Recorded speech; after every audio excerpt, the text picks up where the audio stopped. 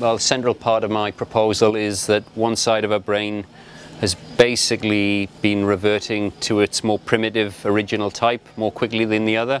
Most neural systems, most mammalian neural systems, as far as we know, they're genetically distinct a little bit, and this may well have been for good reason. They may have had specialized abilities, one side a little bit more specialized than the other in this or that, and that specialization is back to the reading mechanism, is usually mediated by steroids. So a greater or lesser sensitivity to steroids will give you a different structural result, different functional result, and I think that was embedded in our neural system from a very early time. However, you immerse that genetically asymmetric neural system, effectively immerse it in this cocktail of plant chemicals, and I think what you can get is that the windows of asymmetric transcription can be ironed out. So the steroids that would normally read each side of the brain, or read the DNA and build a slightly different each side of the brain, the fruit chemistry is ironing that out, kind of inhibiting that effect. So you end up with each side of the brain becoming structurally and therefore functionally increasingly identical, particularly as this neocortex is emerging. So it's going from asymmetrically distinct to quite symmetrical in its structure just because of the change in transcription.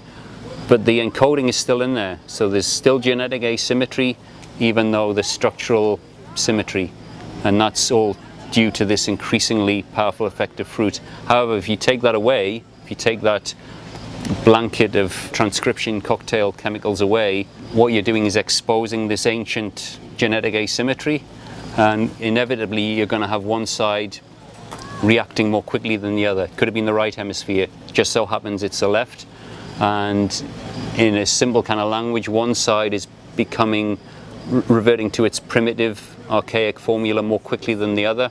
It just happens to be the left side, so it's losing a lot of these unique traits. Well, the structure's changing, so the traits are disappearing. The kind of things that we call like you know, empathy, compassion, those things, the left hemisphere really doesn't have much of that anymore. It's also not too bright, it doesn't have very high cognitive function. It's quite frightened, its perceptual abilities are quite limited.